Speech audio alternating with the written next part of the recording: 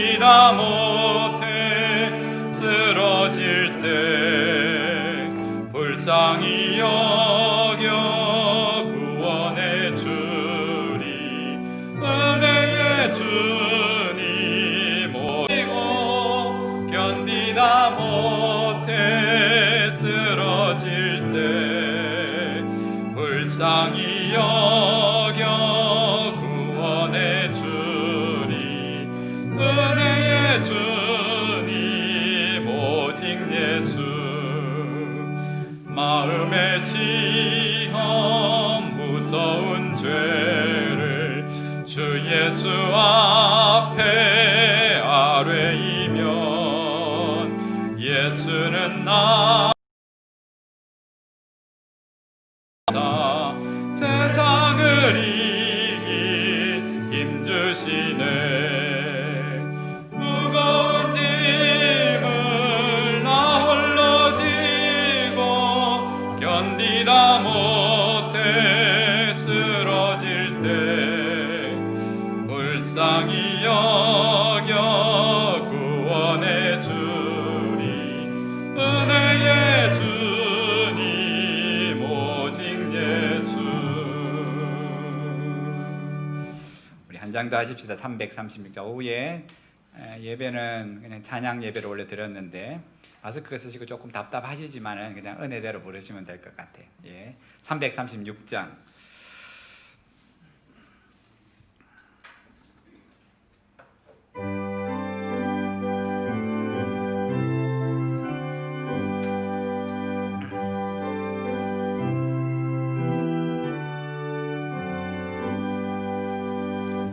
환난과 핍박 중에도 성도는 신앙 지켰네.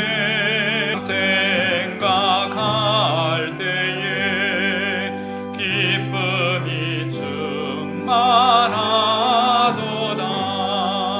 성도의 신앙 따라서 죽도록 충성하겠네. 옥중에 매인 성도나 양심은 자유 얻었네. 우리도 고난 받으면 죽어도 영광 되도다. 성도의 신앙 따라서 죽도록 충성하겠네. 성도의 신앙 본받아 원수도 사랑하겠네. 인자한 언어 행실로 이 신앙 전파하리라. 성도의 신앙 따라서 죽도록 충성하겠네.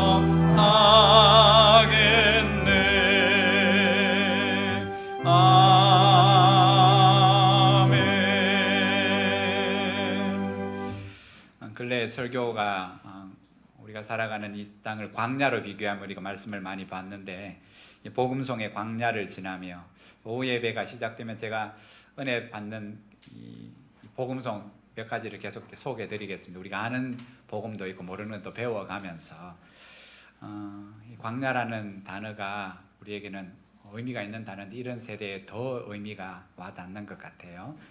광야를 노래가 복음송이라서 저도 안 쉬운데 수십 번 들었는데 그냥 아시는 분은 따라가면서 아마 가사가 오늘 말씀도 마찬가지고 우리에게 주시는 하나님의 말씀인 것 같아서 그렇게 힘을 내시고 또 이 제목을 갖고 연약한 성도를 위해서 함께 기도하셨으면 좋겠습니다. 광야를 지나며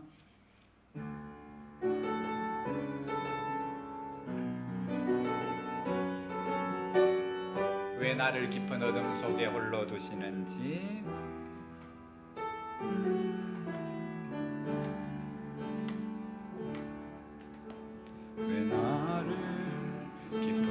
어둠 속에 홀로 두시는지 어두운 밤은 왜 그리 길었는지 나를 고독하게 나를 낮아지게 세상 어디도 기댈 곳이 없게 하셨네.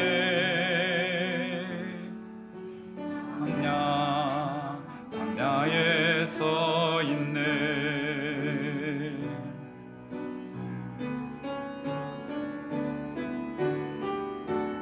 주님만 내 도움이 되시고 주님만 내 빛이 되시는 주님만 내 친구 되시는 광야. 주님 손 놓고는 단 하루도 살 수 없는 곳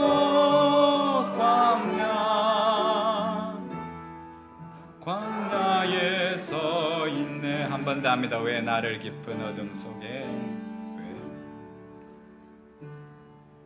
왜 나를 깊은 어둠 속에 홀로 두시는지 어두운 밤은 왜 그리 길었는지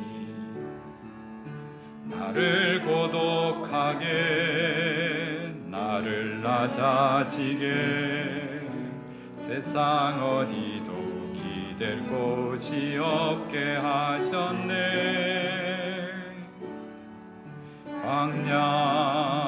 광야에 서 있네. 주님만 내 도움이 되시고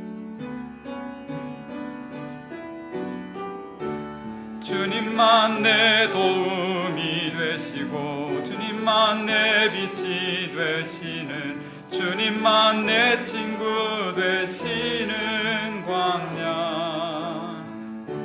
주님 손 놓고는 단 하루도 살 수 없는 곳 광야.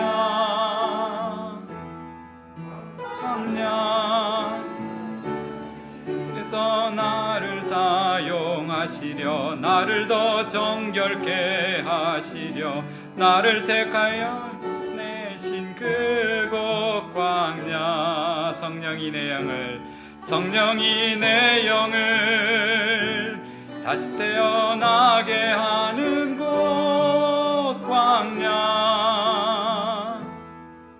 광야에 서 있네. 내 자가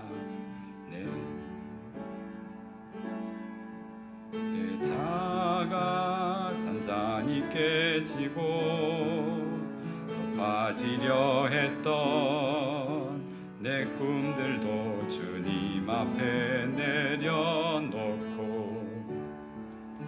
오직 주님 뜻만 이루어지기를 나를 통해 주님만 드러나기를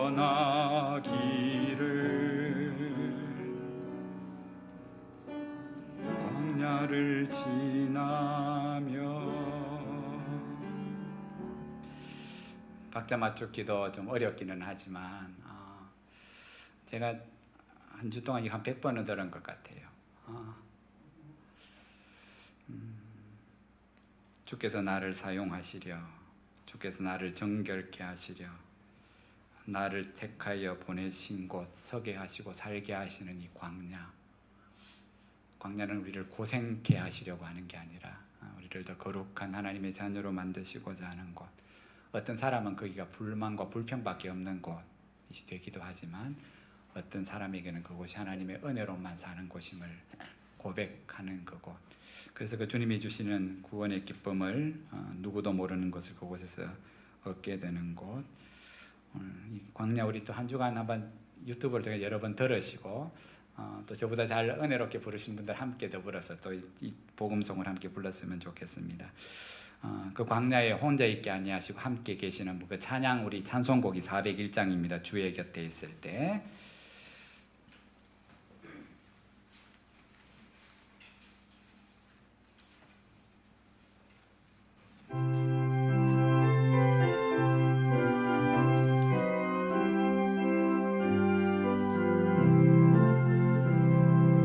주의 곁에 있을 때 마음이 든든하오니 주여 내가 살 동안 인도하여 주소서. 주님 주여 주여 나를 인도하소서. 빠른 세상 살 동안 주여 인도하소서. 피난처인 예수여 세상 물결험할 때 크신 은혜 베푸사 나를 숨겨주소서. 주여 주여 나를 인도하소서. 빠른 세상 살 동안 주여 인도하소서. 세상 풍파 지난 후 영화로운 나라와 눈물 없는 곳으로 들어가게 하소서. 주님 주여 주여 나를 인도하소서. 빠른 세상 살 동안 주여 인도하소서. 우리 이 시간 우리 함께 말씀을 듣기 전에 기도하겠습니다. 하나님, 광야 같은 인생을 살아갑니다. 힘들고 어렵지만 혼자 두지 아니하시고 주께서 그 광야를 통하여 주를 향하여 우리 손을 내밀게 하시고 그 손을 붙잡으시며 강하고 담대한 믿음을 갖게 하시는 은혜의 자리가 되게 하시고 은혜의 시간들 되게 하옵소서. 하나님, 힘들고 어려운 내 삶뿐만 아니라 함께 더불어 살아가는 하늘문교회 지체들 이 시간 하나님 우리 마음을 감동하사 연약한 자를 위해 이 시간 함께 기도하며 광야 가운데 베푸신 하나님의 은혜가 오늘 그들 가운데 함께 임하게 되기를 원합니다. 예배 가운데 말씀 가운데 우리의 심령 가운데 임재하셔서 주의 영으로 충만하게 하옵소서. 우리 함께 은혜를 구하며 잠시 기도하겠습니다. 거룩하신 하나님 아버지, 은혜를 감사합니다. 참 오랜만에 저들이 오후 예배를 얼굴과 얼굴을 대면하여 하나님 앞에 찬양하며 예배합니다. 하나님 아버지, 세상 속에서 풍파 속에서 밀려 떠내려가는 인생들, 하나님 성도의 신앙을 지켜가는 것들이 얼마나 쉽지 않은지를 다시금 고백합니다. 하나님 아버지, 세상이 원하는 대로 내 몸이 원하는 대로 육체가 원하는 대로 살아가지 아니하게 하시고 성령이 원하시는 대로 성령의 소욕을 쫓아 더 힘있게 살아가는 저희들 되게 하시고, 그런 아버지 몸이 약해졌거나 우리의 의지와 마음과 믿음이 약해졌다면 성령 하나님, 오늘 우리가 빈손을 드러냅니다. 연약한 손을 내미오니 우리의 손을 붙잡으시고 강한 손으로 우리를 붙잡아 일으켜 세워주시며 뛰지 못하는 하나님 아버지 그 하나님 안전베이가 뛰고 걸으며 하나님의 영광의 성수 안에서 찬양했던 것처럼 이 시간에도 하나님 우리의 마음과 힘을 다하여 그 구원의 은혜를 찬송하게 하시고 주의 생명의 말씀을 다시 한번 더 묵상하고자 하오니 주님 깨닫게 하여 주옵시며 이 말씀이 우리의 마음판에 새겨지고 삶에 새겨져서 하나님 아버지 오늘도 어디에서든지 이 말씀 안에 거하는 것이 주님 안에 거하는 것임을 기억하게 하시고, 그러므로 너희가 무엇인지 구하면 내가 응답하시겠다는 말씀처럼 하나님이 나와 함께 하심들을 광야 가운데 더 절실히 경험할 수 있도록 은혜를 베풀어 주옵소서. 부족한 종이 말씀을 전하오나 성령 하나님께서 저자시오니 하나님 원뜻을 알게 하시며 기쁜 나의 의미들을 깨닫게 하여 주사 힘있는 말씀이 되게 하시고 기쁨이 되는 말씀이 되게 하시고 생명이 되는 말씀이 되게 하여 주옵소서. 그렇게 우리의 삶 가운데 동일한 인도하심과 보호하심이 있음을 믿사옵고 거룩하신 예수님 이름으로 기도드립니다. 아멘. 하나님 말씀 함께 보겠습니다. 신약성경 고린도후서 12장 1절에서 10절 말씀입니다. 신약성경 299면 고린도후서 12장 1절에서 10절 말씀입니다.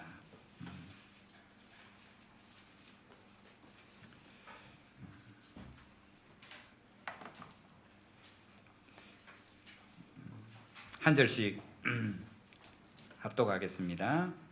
무익 하나마 내가 부덕불 자랑하노니 주의 환상과 계시를 말하리라. 내가 그리스도 안에 있는 한 사람을 아노니 그가 14년 전에 셋째 하늘에 이끌려 간자라. 그가 몸 안에 있었는지 몸 밖에 있었는지 나는 모르거니와 하나님은 아시느니라. 내가 이런 사람을 아노니 그가 몸 안에 있었는지 몸 밖에 있었는지 나는 모르거니와 하나님은 아시느니라. 그가 낙원으로 이끌려가서 말로 표현할 수 없는 말을 들었으니 사람이 가히 이르지 못할 말이로다. 내가 이런 사람을 위하여 자랑하겠으나 나를 위하여는 약한 것들 외에 자랑하지 아니하리라. 내가 만일 자랑하고자 하여도 어리석은 자가 되지 아니할 것은 내가 참말을 함이라. 그러나 누가 나를 보는 바와 내게 듣는 바에 지나치게 생각할까 두려워하여 그만두노라. 여러 계시를 받은 것이 지극히 크므로 너무 자만하지 않게 하시려고 내 육체의 가시 곧 사탄의 사자를 주셨으니 이는 나를 쳐서 너무 자만하지 않게 하려 하심이라. 이것이 내게서 떠나가게 하기 위하여 내가 3번 주께 간구하였더니 나에게 이르시기를 내 은혜가 내게 족하도다. 이는 내 능력이 약한 데서 온전하여 짐이라 하신지라. 그러므로 도리어 크게 기뻐함으로 나의 여러 약한 것들에 대하여 자랑하리니 이는 그리스도의 능력이 내게 머물게 하려 함이라. 그러므로 내가 그리스도를 위하여 약한 것들과 능력과 궁핍과 박해와 공고를 기뻐하노니 이는 내가 약한 그때에 강함이라. 아멘. 진짜 오랜만에 오후 예배에 서로 얼굴을 대면해서 예배를 드립니다. 이게 일상인데요, 그죠? 전국 노래자랑 그러면 누가 생각납니까? BTS 못지 않습니다, 그죠? 원래 94살이신데 27년생이세요. 송혜 선생이. 그러니까 원래 그냥 만으로 93, 94시잖아요. 전국 노래자랑 그러면 송혜 선생이 생각이 납니다. 그 전국 노래자랑을 1988년부터 5월 달부터 지금까지 하고 계셔요.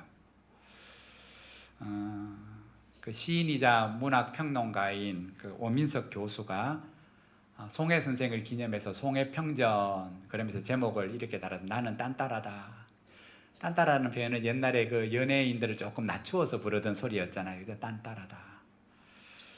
그 책에 보면 그 송혜 선생의 가슴 아픈 이야기를 그 책에 적고 있어요. 그러니까 그 책이 2015년도에 나왔거든요. 2015년 기준으로 28년 전이니까 지금 기준으로 35년 전에 1988년 우리 올림픽이 있었던 해입니다. 그 1988년도에 송혜 선생의 21살 된 아들이 서울 시내에서 교통사고로 죽었어요. 적사했어요. 그 자리에서. 응급수술을 했지만은 10일간 중환자실에 있다가 결국 사망했어요. 그때 한밤중이 아니라 서울 시내에서 대낮에 작은 트럭이 치고 뺑소니를 쳤는데 목격자들이 많았어요. 그때 그 자리에 누가 있었냐면 허참 MC, 허참도 그 자리에 있었고 여러 사람이 목격을 했어요. 지금처럼 CCTV가 많지는 않는 세대였지만 대낮에 일어난 일이었고 그리고 목격자들이 많았기 때문에 그거 경찰에게 이야기만 하면 그거 쉽게 잡을 수 있는 상황이었어요. 더 아이러니한 것은 1974년부터 88년까지 14년 동안 전국 노래자랑은 아들 죽고 나서 새로 시작한 프로그램이었고요. 그 전까지 뭐 했냐면 서울교통방송 MC였어요. 송혜 씨가. 그래서 이 아들이 죽었을 때 서울의 모든 운전자들, 택시 운전자들, 버스 운전하는 사람이 그 소식을 듣고는 다 위로하러 수천 명이 찾아왔었대요. 그래서 마음만 먹으면 내 아들 이렇게 사고 났는데 그 당시에 이런 트럭이다. 혹시나 아는 사람 있으면 신고해달라 그러면 경찰 도움 아니어도 얼마든지 잡아낼 수 있었는데 웬일인지 추격을 안 해요. 그래서 사람들이 너무 의아해갖고 아들 죽었는데 가만히 있냐고. 이 오민석 씨가, 이 교수가 물었대요. 송혜 선생 왜 안 잡냐고. 그랬더니 그때서야 참았던 울음을 송혜 선생이 터뜨리면서 하는 말이 뭐냐 하면 왜 포기했는지, 트럭을 운전하는 사람이면 생활이 넉넉한 사람은 아니겠지. 내가 그 사람을 찾으면 그 사람, 그 가족은 또 무슨 수로 생계를 유지하냐고. 그래서 내가 포기했어. 이게 가능합니까? 지금 내 자식이 죽었는데, 그것도 잘못했다고 용서를 비는 것도 아니고 뺑소니 쳤는데 송혜 선생이 아이고 그 사람 잡아오면 그 사람 가족 위에 살겠노. 이것도 힘들어하고 가슴 아파하는 거예요. 내가 그래서 포기했어. 이게 내가 당사자가 되면 안 쉽지요? 내 자식이 21살 내 자식이 죽었는데 제가 이 평전 이 내용을 보면 나는 가능하겠나? 목사님 나도 이건 안 될 것 같다. 다 자기를 성경도 말씀하죠. 사람은 죄는 딴 게 아니다. 세상 누구보다 지를 사랑하는 거다. 그리고 세상은 점점 그렇게 될 거다. 자기를 사랑하고 돈을 사랑하고 자기 중심이 될 거다. 나라도 그럴 거다. 이제 우방이 없을 거다. 경제적인 이익이 되지 아니하면 사람의 관계도 나라의 관계도 다 약해질 거다. 자기밖에 안 남을 거다. 세상의 중심은 너다 그러잖아요. 모두들 다 자기 받은 상처, 아픔을 절대화하며 살아가는 이 세상 속에서 송혜 선생이 자기의 아픔을 상대화하는 거예요. 상대화. 상대방의 입장을 생각해주고 고려할 줄 아는 것. 내가 이만큼 아프면 저 사람도 얼마나 아플까. 송혜 선생이 믿음이 있고 없고를 떠나서 여러분 뭐가 진정한 은혜일까요? 우리 은혜 이야기 하잖아요. 교회만 오면 듣는 소리가 사랑, 은혜. 뭐가 진정한 은혜지요? 내 마음이 뭉클하면 은혜입니까? 그것도 은혜지요. 근데 어쩌면 하나님과 하나님이 주시는 은혜 외의 모든 것들을 상대화할 수 있는 안목을 가지게 되는 게 은혜가 아닐까. 그것보다 더 귀한 게 없다는 게, 하나님과 하나님의 은혜 외에는 있어도 그만이고 없어도 그만이고, 이게 가장 귀하다.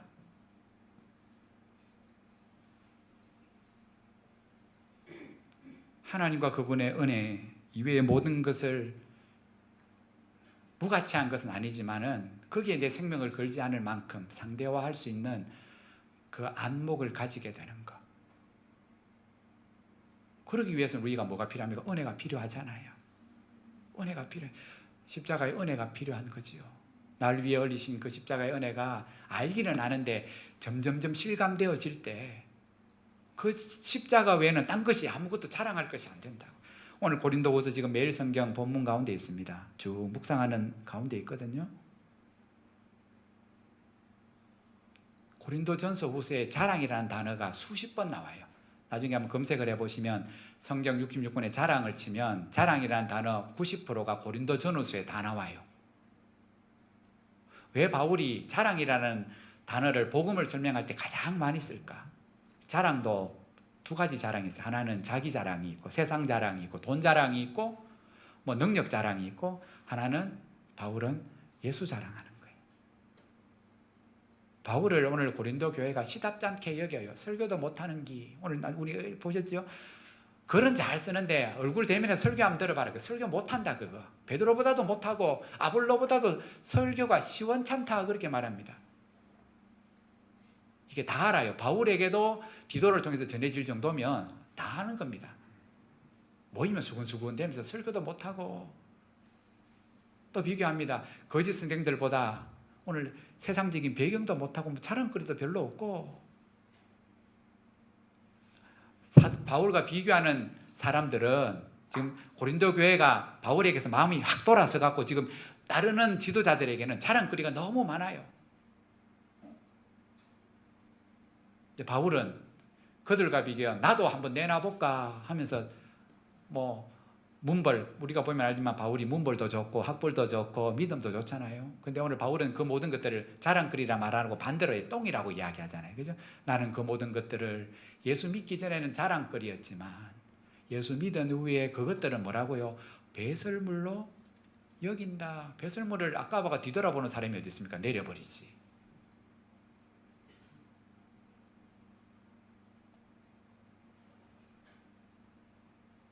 오늘 바울은 자랑, 진짜 예수 자랑을 하지 않고 예수 자랑하는 것 같은데 자기 자랑을 하는 또 그러한 사도들에게 미혹되어 있는 고린도 교회 성도들에게 봐라, 하나님과 하나님의 은혜, 그 십자가 외에는 우리 모든 것들이 절대화가 되면 안 된다. 그러면 그게 우상이다. 우상이다. 하나님 외에, 그분의 은혜 외에 우리가 목숨을 거는 게 뭐가 있다면, 그 하나님 외에 딴 것에 자랑거리가 우리 가운데 있다면 그것들은 다 우상이다. 고린도 교회는 은사도 많잖아요. 병 고치는 은사도 있고 예언하는 은사도 있고, 그게 덕이 못 됐잖아요. 서로 비교하고 어떤 은혜가, 은사가 더 큰 것인지, 그치? 서로 파당이 나누어져서 고린도 우리 전후서를 우리가 계속해서 살피고 있는 것처럼,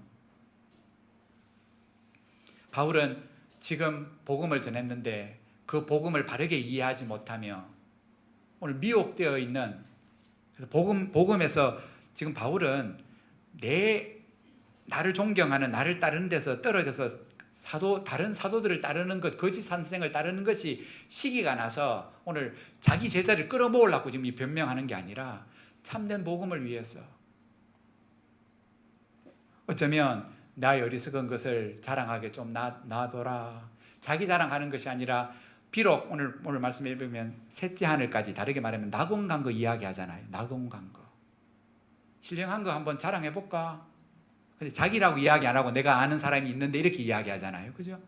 내가 아는 사람이 있는데 그 사람이 삼청천까지, 낙원까지 갔다.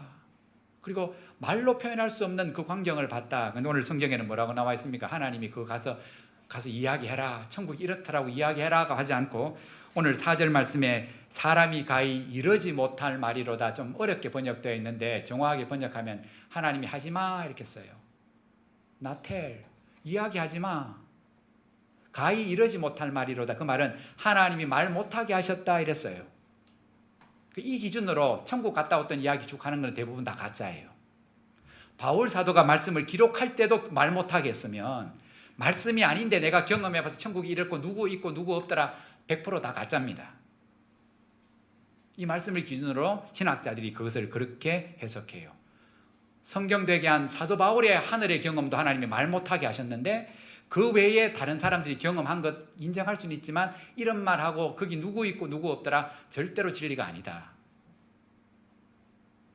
바울이 오늘 자꾸 자랑 이야기를 하니까, 바울이 그 자랑을 이야기하되 자기 자랑을 이야기하는 것이 아니라 어떻게 하면 하나님과 그 은혜 외에 딴 것에 대해서는 상대화할 수 있으며 그것만을 귀하게 여기며 살아갈 수 있는가, 그것을 다시 한번 이 편지를 통해서 고린도 교회 성도들에게 전해요.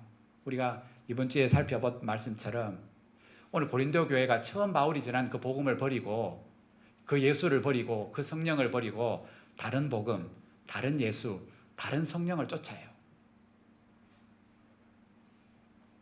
다르다는 뜻은 다르게 표현하면 거짓 복음, 거짓 예수, 거짓 성령을 쫓아요. 네, 신기한 것은 거짓 예수한테도 능력이 있고 거짓 성령한테도 능력이 나타난다는 거예요. 병도 고치고 죽은 자도 살리고. 그래서 이단이 득세하는 거잖아요. 이게 종이 한 장 차이라는 거예요. 바른 복음, 바른 복음이 큰 차이가 나면 누구나 구분하는데 이게 구분하는 게 쉽지 않다는 거예요. 방법은 한 가지밖에 없어요. 사도 바울이 바른 복음을 바르게 가르치는 수밖에 없어요. 그래서 바울이 자기 경험을 이야기해요. 내가 어떻게 예수밖에 모르는 사람이 된 줄 아나? 나도 자랑거리가 있는데 내 자랑은 내려놓고 오늘 하나님과 하나님의 은혜만 나의 나 된 것은 하나님의 은혜로라. 내가 빈말이 아니다. 이게 하다 보니까 그냥 립서비스로 그냥 나오는 말이 아닌데 진짜다. 내 삶을 오늘 돌아보고 내일 돌아봐도 와, 내 같은 인간이, 벌레만도 못한 인간이 어떻게 하나님의 사도가 되었는가, 구원함을 받았는가. 그거는 딱 한 단어밖에 없다. 하나님의 크신 은혜와 사랑 때문이다. 이거 외에 딴 것은 나는 다 배설물로 여긴다. 너가 나를 비방하고, 내일 말씀 보면 돈 띠먹은 놈으로까지 모독을 합니다. 구제연금 중간에 착복한 사람 봐라, 그렇게 우리한테 돈 안 달라 하지. 우유 먹고 사는 거 마게도냐 빌립보 교회 성도들이 그 부족한 것을 채워줬거든요, 사실은. 그런데도 오늘 고린도 교회가 봐라, 우리가 쉽게 말하면 월급을 안 주는데 저 어떻게 먹고 사노? 분명히 뭔가 돈 챙기는 구석이 있으니까 저렇지 않냐고. 그들을 생각해서 바울이 위에서 그런 것들도 오해를 해서 곡해를 해서 그렇게 돈 띠먹은 놈으로 오늘 손가락질 하는 거예요.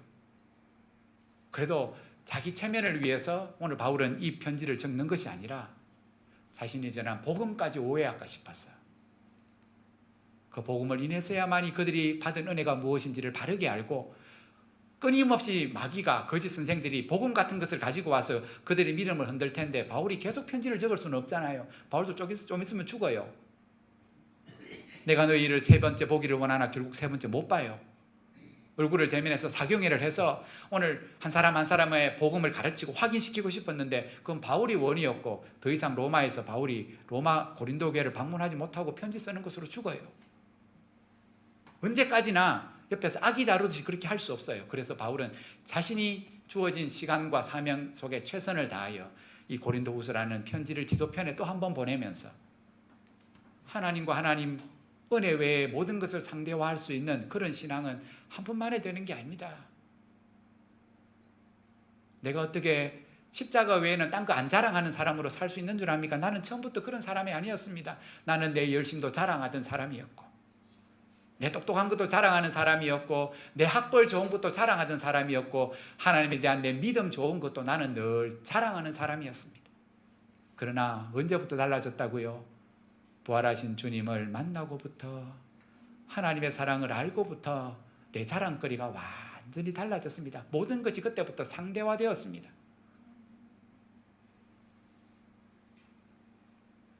오늘 바울은 그러면서 어떻게 자기가 그 은혜 가운데 이미 다 됐다고 표현하지 않았습니다. 나도 아직 덜 됐다고 말합니다. 나도 하나님 은혜 안에서 지어져 가고 있다 그러면서, 나는 여전히 나도 은혜가 필요한데 지금의 나가 된 것, 하나님의 은혜가 어떤 것이었나를 고백하는 가운데 첫 번째 하나가 감당할 수 없는 경험, 그게 바로 셋째 하늘까지 갔던 그 경험을 이야기해요. 지금 뭔가 신령한 것을 자랑하는 거짓 사도들을 압도할 만큼의 특별한 경험, 셋째 하늘에 올라간 경험을 이야기하기는 하는데 남 얘기하듯이 해요. 좀 대수롭지 않게 이야기하죠. 저는 만일에 셋째 하늘을 경험했으면 이거 막 우려먹고 우려먹을 건데. 예전에 그 짜장면 하시는 그 집사님이 지금 돌아가셨는데, 그분이 그 교회마다 이렇게 가면서 본인이 두 가지를 고백하셨었어요. 하나는 본인도 변하는 게, 처음에는 막 두근거리고 그 맥도날드 광고까지 찍으셨잖아요. 그리고 5천만 원도 받고 막 그러셔서 좀 생활도 폈어요. 교회마다 가면 간증하면 돈을 주잖아요. 근데 본인도 부패하는 게, 작은 교회에서 50만 원인데 큰 교회에서 50만 원을 주면 이래밖에 안 주네 이런 생각이 들더래요. 돈 받기 위해서 간 게 아니잖아요. 레파토리는 점점 많아진대요. 자기가 했던 간증의 이야기가 이 교회 가서 듣고 저 교회 자기가 하면서 이제는 뭐 원고 없이도 뭐 수천 번씩 하는 거니까 얼마나 능수능란하게 하는데 자기 마음에 처음 전했을 때 기쁨은 없더래요. 사례금을 이래밖에 안 줘? 라는 섭섭한 마음과 더불어 분명히 내용은 더 풍요로워지고 예화는 다 채로워졌는데 본인의 마음이 허전하더래요.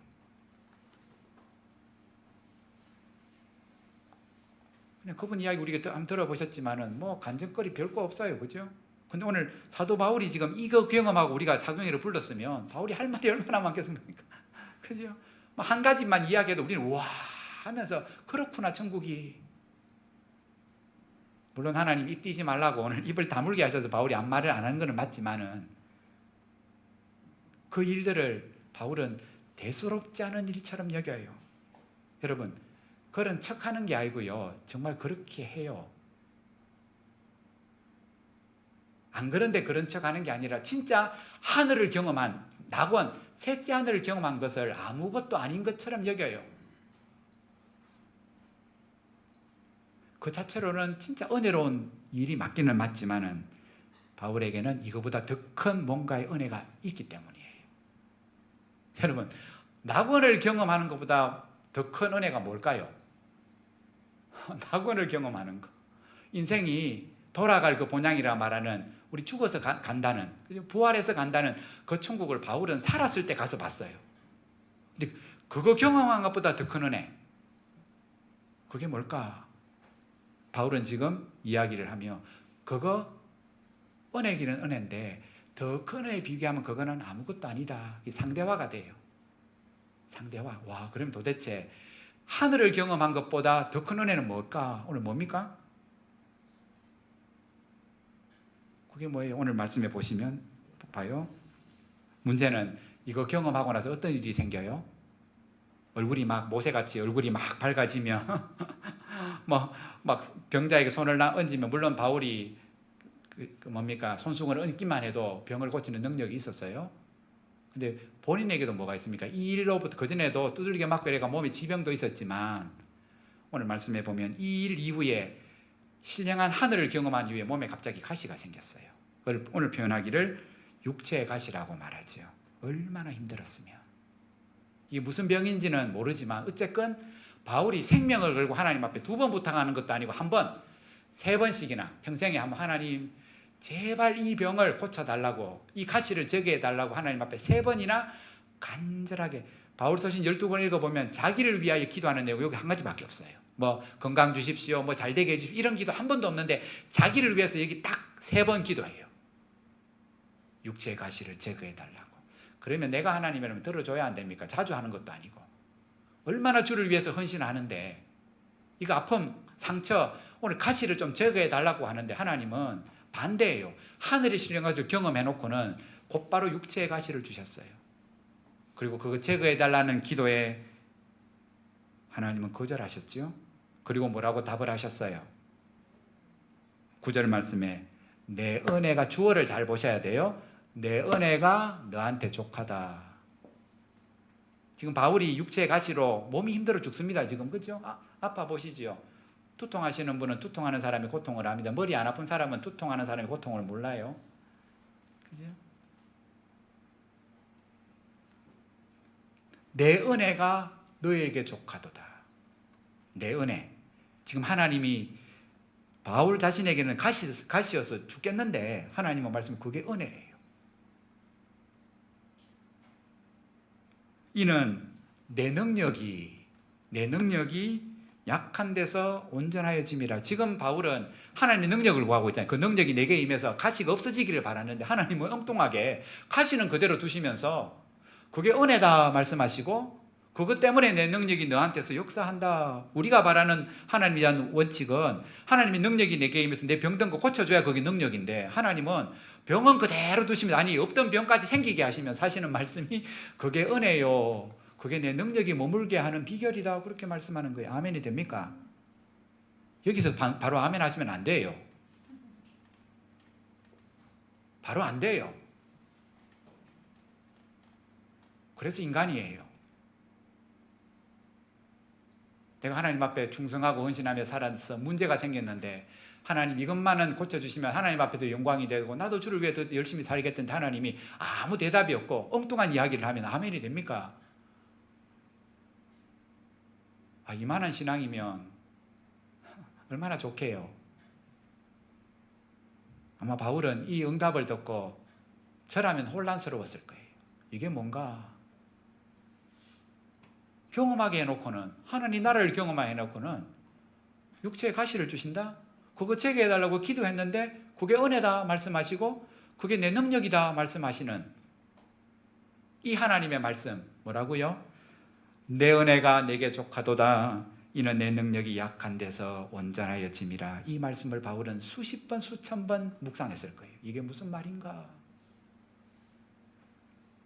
내 은혜가 내게 족하도다. 여러분, 지금 이 말씀은 하나님이 바울에게 하시는 말씀이기 때문에 지금 우리 각자에게 하시는 말씀이에요. 네 은혜가 네게 족하도다. 우리 상황은 다 달라요.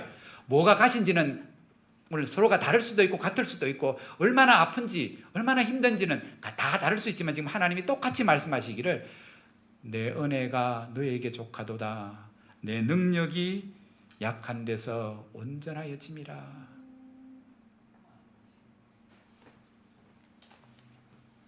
바울은 자신에게 주어진 가시, 다르게 표현하면 거절하시는 기도가 거절되죠? 거절된 기도를 자신이 경험한 낙원 경험보다 더 큰 은혜로 여기고 있어요.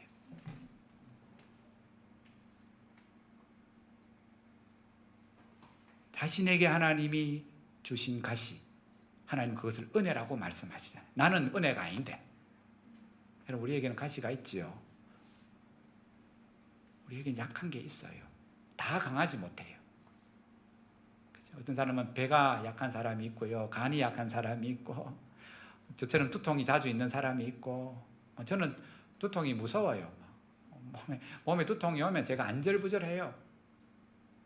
제 주머니에도 타이레놀이 있고 옷마다 차의 구석구석마다 그 머리 아픈 약들을 수백 개씩 막 이렇게 놔두거든요. 그거 없으면 불안하기 때문에.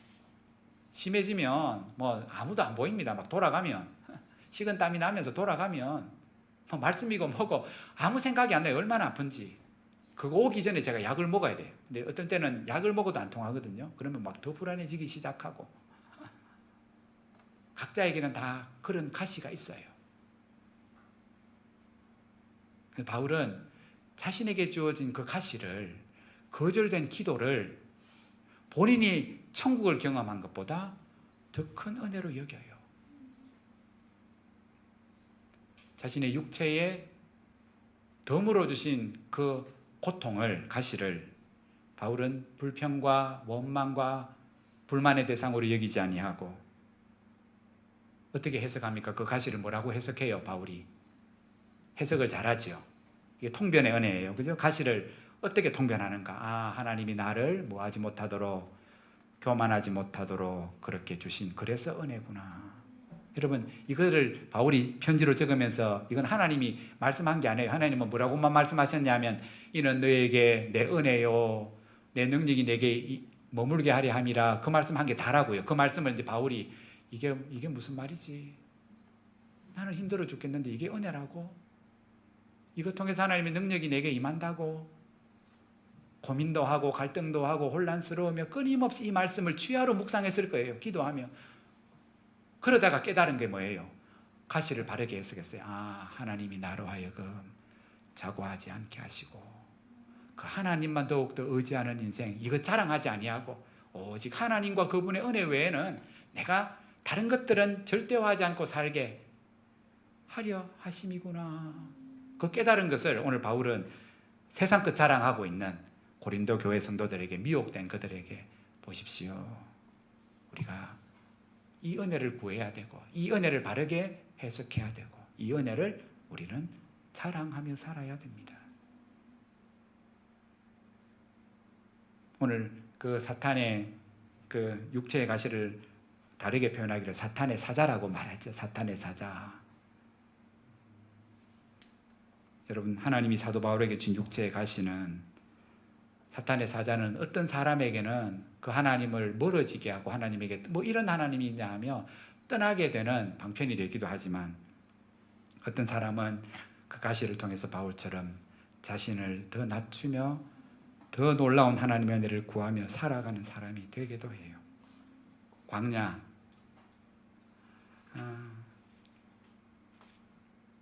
단 하루도 주님의 손 놓고는 살 수 없는 곳. 왜 하나님이 사랑하시는 자녀를 광야에 두게 하시는가? 주께서 나를 사용하시려, 나를 더 정결케 하시려 나를 택하여 보내신 곳, 그 곳 광야. 성령이 내 영을 다시 태어나게 하는 곳 광야. 내 자아가 산산이 깨지고 높아지려 했던 내 꿈들도 주님 앞에 내려놓고 오직 주님 뜻만 이루어지기를, 나를 통해 주님만 드러나기를. 하나님은 은혜를 주시는 이유가 바로 그것 때문이라는 거예요. 그래서 오늘 우리는 은혜를 구해야 되고, 왜냐하면 그 은혜가 없으면 우리는 뭐 된다고요? 항상 내 것 자랑하고, 그게 내 의가 되잖아요. 그죠? 내 의. 신앙생활 하는 것도 자랑이 되고, 어떤 때는 봉사하는 것도 자랑이 되고, 그죠? 늘 남과 비교하면서 나를 내세우다 보면 주님은 광고도 없고 은혜로 되는 건데, 십자가만 자랑할 것밖에 없어야 되는데 오늘 우리는 나도 모르게 섭섭한 마음, 이렇게밖에 나를 대우 안 하나.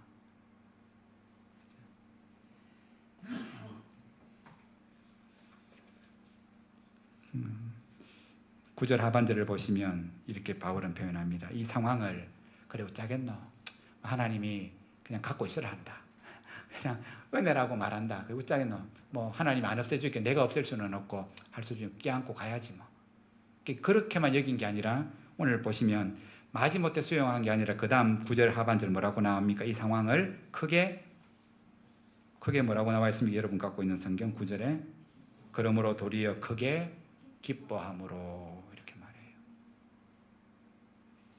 이게 은혜의 비밀이에요. 크게 기뻐함으로. 기뻐할 일입니까? 육체의 가시가 있는데. 아이고 목사님 두통 있으신가? 하나님의 은혜입니다. 기뻐하십시오. 이게 기뻐가 잘 안 돼요. 내과 갔더니만 저에게 복음을 전해 주십니다. 복음. 제가 너무 두통 아파서 약을 먹어서 위가 막 흘러서 제가 한국 약을 안 통해갖고 미국 약 그거를 미국에 늘 해가 500정짜리를 막 몇 통씩 사갖고 이렇게 먹었거든요. 그러니까 이제 위가 더 이상 드시면 안 된다고 경고를 받고 그 약을 이제 버리면서 이제 두통이 걱정되잖아요. 그래서 이제 제가 오래 전부터 두통 아픈 거 이야기하니까 용내과에 그 원장님이 목사님 두통의 원인은 만 가지인데 목사님 경우는 안 죽는다고. 뭐 뇌종양이 있거나 이랬으면 벌써 사단이 났다고. 근데 이만큼 오래 아픈 거는 그냥 스트레스 받은 것도 있고 원래 갖고 있는 약한 부분이기 때문에 그냥 안고 살 수밖에 없다고. 그래서 몸이 징조를 하거든. 쉬라고.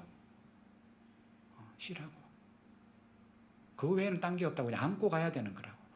그 말을 듣고 막 그렇구나. 내가 죽는 병은 아니구나 하는 마음은 드는데 크게 기뻐하지는 않아요. 두통이 있는데 뭐가 기쁩니까? 힘들어 죽겠는데. 근데 오늘 바울이 웬만해서 기도하겠습니까? 제거해달라고.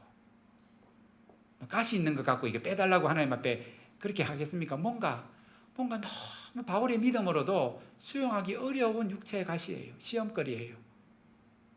그런데 오늘 그 일들을 하나님이 더 큰 은혜라 여길 뿐만 아니라 그게 진짜 은혜가 되니까 오늘 바울은 뭐랍니까? 내가 크게 기뻐하여. 그러면서 여러 가지 자신의 연약한 것들을 더불어서 내가 자랑하노라. 참 교회가 성도가 믿음이 좋은 것, 아름답게 섬기는 성도가 자랑거리이긴 하죠. 바울은 그렇게 말하잖아요. 여러분이 내 자랑이요, 내 면류관이요, 내 기쁨입니다. 오늘 서로가 그렇게 돼야 돼요. 뭔가를 해주기 때문에 내 마음에 꼭 들기 때문이 아니라 여전히 바울에게 오늘 편지를 쓰는 고린도 교회나 데살로니가 교회나 디모데를 비롯한 디모데가 목회하는 교회나 다 오늘 편지를 보면 다 속을 썩이잖아요. 복음에서 벗어나서 다른 복음을 믿고, 그죠? 거짓 선생에게 미혹되고, 그럼에도 바울은 그들이 온전해지기 때문에 이제 내 마음에 든다가 아니라 그럼에도 불구하고 여전히 뭐 내 기쁨이요, 내 면류관이요, 내 상급이라고, 내 영광이라고. 왜?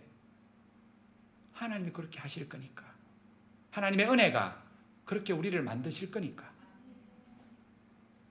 그것 외에 교회는 다른 것이 자랑이 되어서는 안 된다고. 그죠? 하나님만, 그 은혜만 자랑거리가 돼. 그것이 되려면 반대로 자꾸 내 안에 있는 뭔가 내 잘하는 것들을 자랑하는 게 죄인데 그것들을 이길 수 있는 방법. 바울은 그래서 나는 매일마다 내 약한 거 자랑한대. 내 약한 거 자랑한대. 그 약한 게 뭡니까? 오늘 여러 가지 이야기, 궁핍과, 그죠?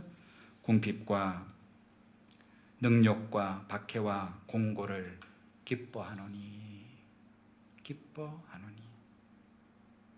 이유는 단 한 가지지요. 그리스도의 능력이, 은혜가 자신에게 머물러 있게 하려 합니다.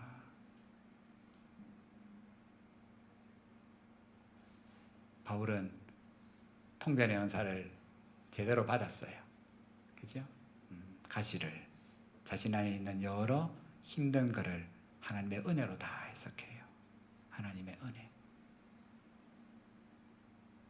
여러분, 여기서 우리가 마지막 살펴봐야 될 것, 이렇게 되기까지, 가시를 하나님의 은혜, 나로 자구하지 않게 주시는 하나님의 은혜구나라고 바울이 금방 깨달을 수도 있지만은, 제가 생각하기에는 기도가 거절되고 난 이후에 여전히 몸이 아프고 가시가 있을 때 오늘 이것이 하나님의 은혜가 되기까지 바울은 하나님이 자신에게 이르신 그 말씀, 내 은혜가 내게 족하고 내 능력이 그로 통하여 네게 머물게 하려 함이라, 이 말씀을 아마 수십 번, 수백 번, 수천 번 깊이 묵상하며 기도하고 찬송했을 거예요.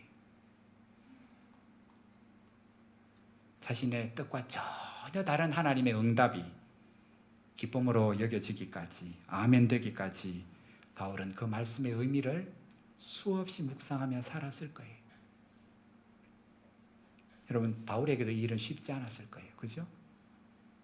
오늘 우리 각자가 참 이 코로나 사태에 서로 대면을 못하다 보니 형편을 더 모를 수 있어요. 그죠? 얼마나 힘든지, 얼마나 어려운지. 내적으로 어렵기도 하고 경제적으로 겉으로 어렵기도 하고 아픔이 있기도 하고, 예전같이 기관이 모이고 그다음에 이 소식이 이렇게 전해지고 아이고 우리 힘들다 하더라 이렇게 기도해야 되겠다는 소식이 좀 많이 들리는데 그냥 다 마스크 끼고 각자 대면하고 예배 드리고는 그냥 별말 없이 그냥 다 가다 보니까, 그죠? 이런 대면의 기회가 없어서 형편을 더 잘 모르잖아요. 이러한 때일수록 무엇이 우리에게 복이 될까요? 무엇이 축복일까요? 먼저는 하나님의 은혜를 아는 마음을 우리 각자가 먼저 얻게 되는 것, 그게 오늘 이 시대에 우리가 필요할 하나님의 복이에요. 하나님의 은혜를 아는 마음을 가지고 살아가는 것. 내 약함 속에서, 내 부족함 속에서 하나님, 이것이 그냥 힘든 거로만 끝나고 나를 고생시키는 거, 마음고생만 시키는 게 아니라 가시기는 가신데 이게 은혜의 가시가 될 수 있도록, 그것 때문에 하나님의 은혜를, 능력을 구하게 되고 그 하나님의 은혜를 사모하는 마음을 얻게 된다면, 이 코로나 사태로 오늘 우리가 여러 가지로 겪게 되는 아픔과 어려움들은 그냥 아픔으로 끝나는 게 아니라 우리 신앙의 더 큰 은혜가 될 줄 믿습니다. 다 자기 중심의 시대입니다. 나만을 위해서 살아가는 이 세대 속에서 우리가 다른 게 뭡니까? 다른 게, 여러분, 신천지가 이런 사단을 대구에서 일으키고 사회의 지탄을 받고, 이만희 총장이라는 분이 알고 봤더니만 그 80 먹은 놈이 별거 아니고 여자가 옆에서, 젊은 여자가 하는 말 듣고서야 말할 줄 아는 손 벌벌 뜨는 노인인 거 드러나면서 신천지가 무너질 줄 알았잖아요. 천만의 말씀, 천만의 말씀 더 똘똘 뭉쳐갖고, 거기서 나온 사람은 뭐 그냥 한두 명에 불과하고 더 잘 뭉쳐서 오늘 더 열심히 신앙생활 한다 하잖아요.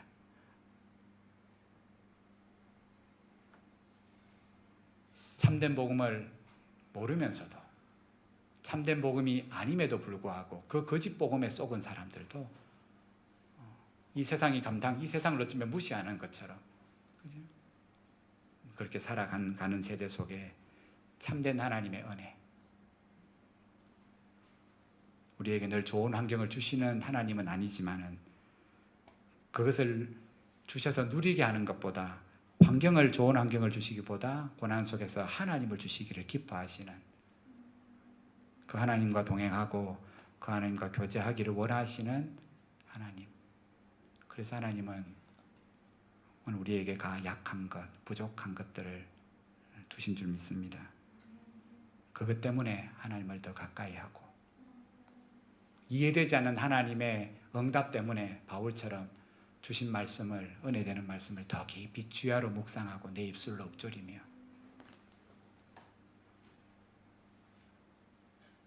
아무도 없다고 생각될 때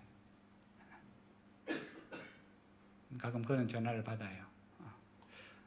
뭐 안 와도 별로 전화가 안 온다고, 나는 그래서 별로 안 중요한 사람을 여기는 갑지요, 이렇게 그런 마음이 드시는지.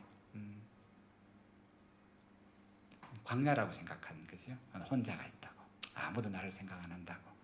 오늘 찬송처럼 주님만 내 도움이 되시고, 주님만 내 빛이 되시고, 주님만 내 친구 되시려고 나를 광야에 두셨음을 기억하면서, 그 광야의 길을 내 혼자가 아니라 주님도 함께 동행하시지만 하늘문교회 지체들을 함께 그 광야를 걷게 하시는 하나님이신 것을 우리가 기억하면서, 여러분, 우리 몸이 고분고분, 내 몸이 내 몸이지만 고분고분하게 하나님의 뜻 앞에 굴복하도록, 순종하도록 믿음으로 살도록 내 몸이 나를 안 돕습니다. 내 몸은요 늘 지 본능대로 살려고 해요.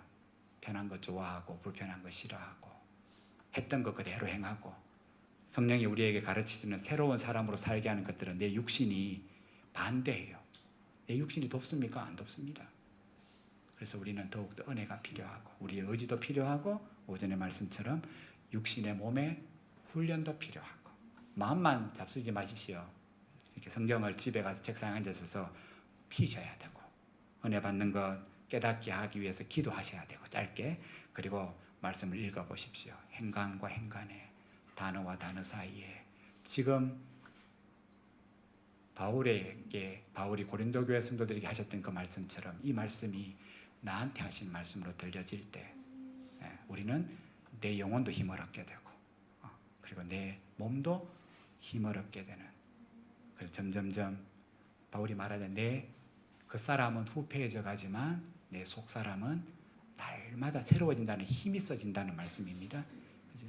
오늘 그 일에 육신과 영혼이 함께 의지하고 보탬이 되며 이 한 주도 믿음의 삶을 함께 살아가시는 저와 여러분 되기를 주의 이름으로 축복합니다. 제가 기도하고 우리 주기도로 마치겠습니다.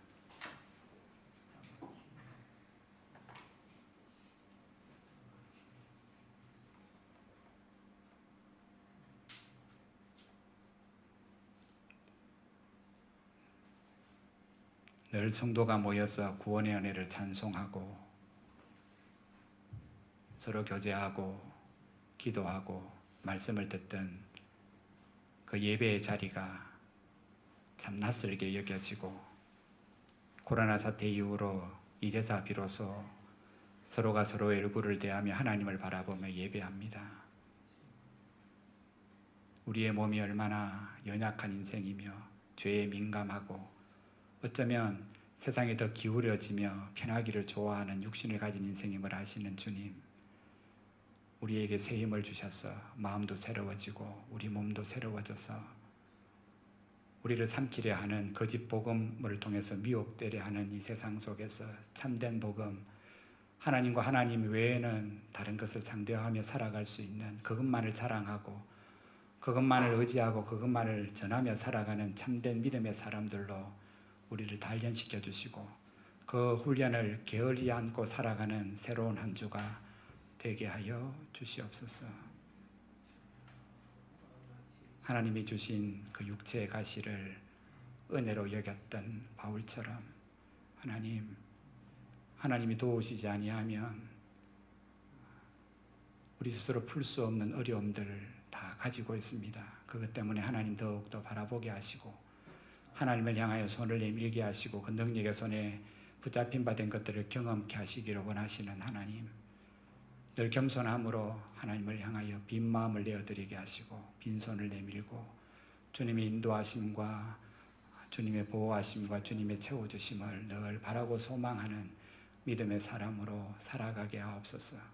하나님, 우리가 서로의 형편을 잘 알지 못합니다. 어떤 가시가 있는지, 어떤 아픔이 있는지, 어떤 절망이 있는지, 어떤 눈물이 있는지 알지 못하오나 아버지 하나님, 우리 마음에 서로를 향한 사랑의 마음, 서로가 우리에게 기쁨이 되고 자랑이 되고 면류관이 되어지게 하셔서 한 길 걸어오도록 믿음의 동력자들로 붙여주셨사오니 주님 앞에서는 그날까지 한 믿음 안에서 한 부르심의 상급을 따라 더 힘있게 이 어려운 시대를 돌파해가며 살아가는 저희들 되게 하여 주옵소서. 하나님, 사랑하는 성도들의 기업을 복되게 하시고 직장을 복되게 하시고 부족한 것들 하나님이 약속하신 것처럼 채워주셔서 넘치게 하셔서 오늘 어려운 세상을 돕는 성도의 삶, 교회의 삶이 되게 하여 주옵소서. 병약한 성도가 있습니다. 함께하고 싶지만은 또 입원해 있고 가정에 머물고 있는 성도들도 있습니다. 하나님이 어디에서 무엇을 하며 살아가든지 또한 그들도 하나님과 동행하며 그들 속에 하나님의 말씀이 있어서 그 말씀이 빛이 되어 어두움의 길을 잃어버리지 않고 살아가며 함께 모여 얼굴을 대면하며 교제하며 하나님을 예배하는 날이 속히 이룰 수 있도록 믿음을 다하여 주옵소서. 그렇게 역사하실 것을 믿사옵고 거룩하신 예수님 이름으로 기도드리옵나이다. 아멘. 함께 주기도하겠습니다. 하늘에 계신 우리 아버지, 아버지의 이름을 거룩하게 하시며 아버지의 나라가 오게 하시며 아버지의 뜻이 하늘에서와 같이 땅에서도 이루어지게 하소서. 오늘 우리에게 일용할 양식을 주시고 우리가 우리에게 잘못한 사람을 용서하여 준 것 같이 우리 죄를 용서하여 주시고 우리를 시험에 빠지지 않게 하시고 악에서 구하소서. 나라와 권능과 영광이 영원히 아버지의 것입니다. 아멘.